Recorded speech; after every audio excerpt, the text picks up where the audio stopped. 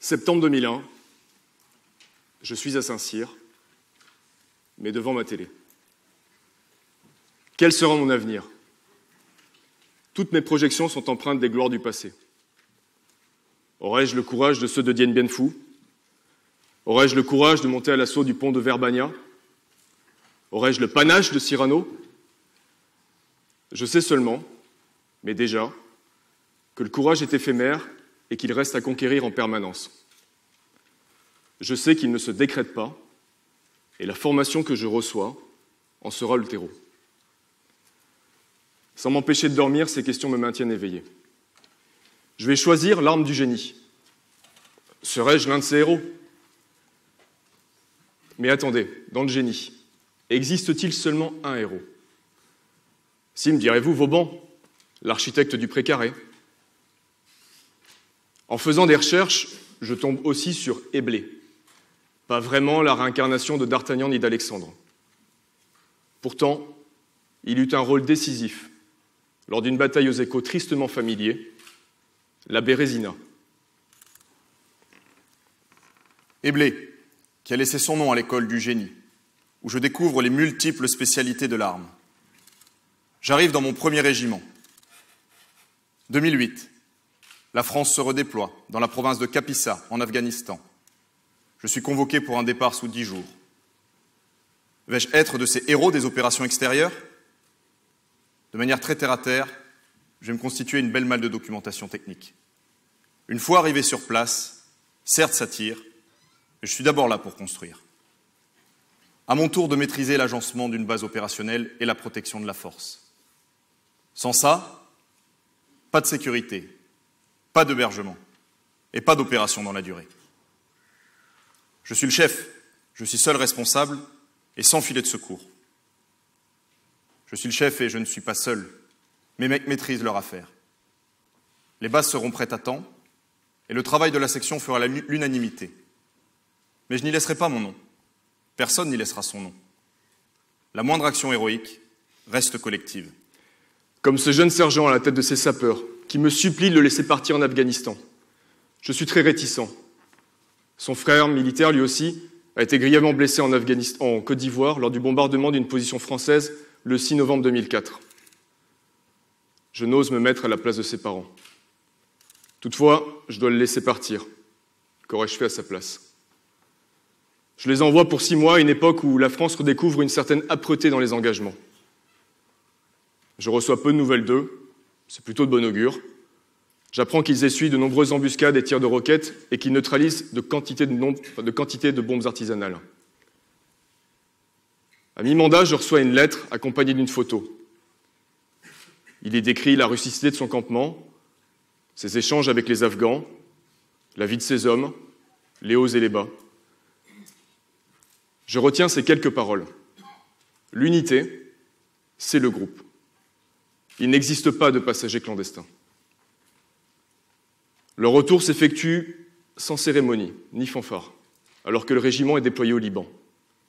Je le retrouve, il souffre d'un syndrome post-traumatique. Je lui propose mon soutien afin de lui rendre la reconnaissance qu'il mérite. Il me répond avec un sourire. Je n'ai besoin de rien. J'ai mes gars.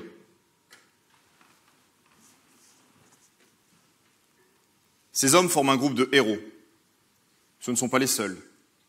Nos meilleurs spécialistes du déminage, à qui Hollywood a dédié un film, enchaînent les sorties. À chaque fois, un risque maximum. Pas de protection, pas de robots, pas d'armes. Simplement eux et la bombe. Et la moindre erreur qui est fatale. Ils sont la partie la plus visible de la lutte contre les engins explosifs improvisés, qui font tant de victimes, civiles et militaires. Mais ils ne sont jamais seuls. Autour d'eux, une autre unité génie a découvert le problème. L'infanterie sécurise la zone, aidée par les chars du peloton. Les mortiers ne sont jamais loin, tout comme l'ensemble des spécialités qui nous accompagnent au quotidien. Le soutien, les transmissions, les moyens d'écoute. Même ici, où l'action principale revient à une unité génie, le héros n'émerge pas. Ils se font dans la somme des actions collectives, même dans les épreuves. surtout dans les épreuves. Août 2011, toujours en Afghanistan. Ma compagnie vit un engagement d'une rare intensité. Et je suis fier de mes sapeurs. Nous enchaînons les opérations avec plutôt la baraka, malgré quelques blessés. 11 août, 21h20, une bombe explose sous un véhicule. Le caporal-chef Fakrou Seni Ali est tué dans l'explosion et 4 autres sapeurs sont grièvement brûlés. Un violent orage succède à l'embuscade, c'est la confusion et le chaos. Le bilan est lourd, la section touchée est clairement hors de combat. Je lis la souffrance sur le visage de mes hommes. Nous veillons, rendons hommage et accompagnons notre camarade jusqu'à son départ pour la France. Julien et Guy, brûlés sur plus de la moitié de leur corps, sont évacués d'urgence vers la France. Yéni et Damien sont soignés sur place, puis rentreront par la suite. Le soir, nous dînons, chantons, rions et pleurons ensemble. Le lendemain, mes hommes affichent des visages sereins et confiants, tournés vers l'action. Le groupe meurtri se relève. L'énergie des survivants fait l'admiration des renforts arrivés de France qui trouvent le sens de leur engagement. Nos morts et nos blessés ont des droits sur nous. Ils exigent de nous plus qu'une cérémonie militaire. Ils exigent notre engagement à leur suite et notre don. Comme pour Benoît. Benoît Dupin est mort pour la France, dans cette vallée de Capissa. Je reprends son fanion. Comment vont réagir les cadres et légionnaires de ma compagnie? De nombreux héros sont morts au combat. Leur récit a bercé mes lectures de jeunes officiers.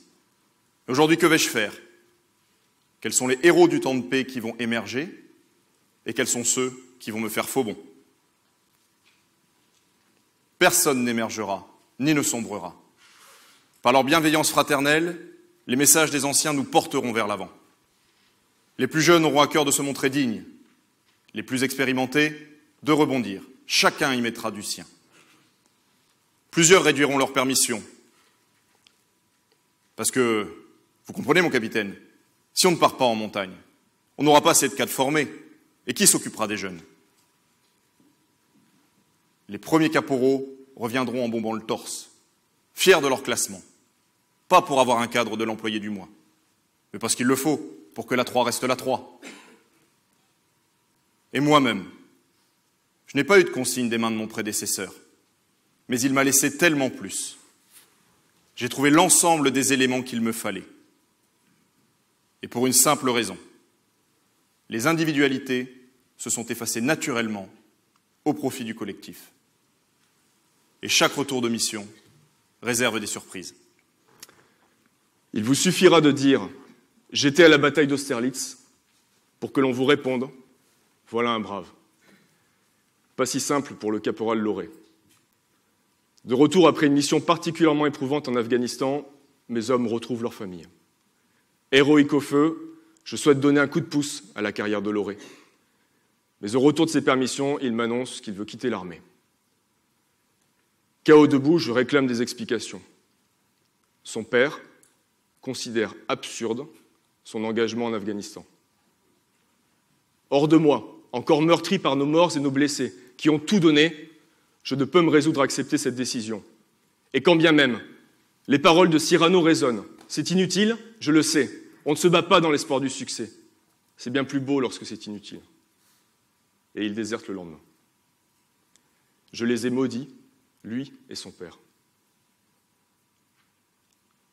Un an plus tard, jour pour jour, j'apprends que Lauré a repris contact et qu'il souhaite remettre son treillis. Malgré mes réticences, il finit par me convaincre. Je le réintègre à son poste et il est aujourd'hui caporal-chef. Il m'a confié ne pas avoir supporté l'absurdité face à laquelle son père l'a placé. Il croit qu'une mission est sacrée et qu'une vie peut lui être consacrée. Il sait qu'il n'est pas inique, que l'individu se donne corps et âme pour la collectivité. Il y voit même une certaine noblesse. Et c'est pour ça qu'il n'est pas un mercenaire. Il est revenu pour ses camarades sapeurs, ses frères d'armes. Une sorte de plus petit dénominateur commun de sens. Une compagnie reste faite d'hommes et de femmes. Tu te souviens de Lima ? La Légion étrangère, à ma connaissance, a toujours été constituée d'individus marquants. Le caporal Lima est l'un d'eux. Je le connais depuis plusieurs années. Au quartier, il est réservé, mais c'est un bosseur. En dehors du quartier, c'est un bananier. Ça veut dire qu'il n'en loupe pas une, qu'il fait souvent des bananes et qu'il est sanctionné en conséquence. Dans les fichiers, le nom de ce grand gaillard naïf ressort sûrement assorti d'un voyant aussi étincelant que son nombre de jours d'arrêt. Il estime d'ailleurs avec une certaine adresse, ou est-ce devenu une expertise, le tarif de sa punition avant même d'être entré dans mon bureau pour la signer. Et s'en remet à chaque fois, s'en reprend à chaque fois, sans ménager sa peine. Mais son nom dépasse les fichiers. Si le caporal Lima est de ceux que vous gardez à l'œil, il est aussi celui que vous prenez avec vous quand ça chauffe. En opération, il se transcende. Cité en Afghanistan, pour avoir secouru un camarade sous le feu, il détecte un grand nombre de mines et n'hésite pas à s'exposer.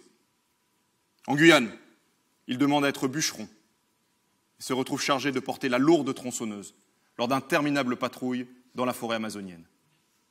Il est systématiquement volontaire et ne laisse jamais tomber personne. Il se transcende car, de ses propres mots, en mission, c'est pas pareil. Les copains sont là, on compte sur moi. Si je fais une banane, c'est pas moi qui prends et qui assume, c'est tout le groupe qui est en danger. Alors moi là-dedans, je passe après. Le caporal Lima est de ceux que le collectif transcende. Il ne réclame pas sa part d'héroïsme au groupe, mais en détient pourtant une superbe parcelle. Au travers des rêves que je projetais, comme jeune officier, de notre formation, de nos victoires, de nos défaites, de nos morts et de nos frères d'armes, je réalise que le génie est empreint d'un héroïsme sans héros. Il n'en détient pas l'exclusivité, et ce n'est pas l'objet.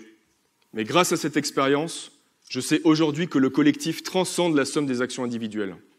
Le collectif est à la fois source de sens et d'héroïsme. Le sujet n'est pas clos, ni figé. Mais peut-être nous appartient-il aujourd'hui, sans sacrifier ce collectif, dénominateur commun de l'héroïsme, de rapprocher nos héros du centre du tableau.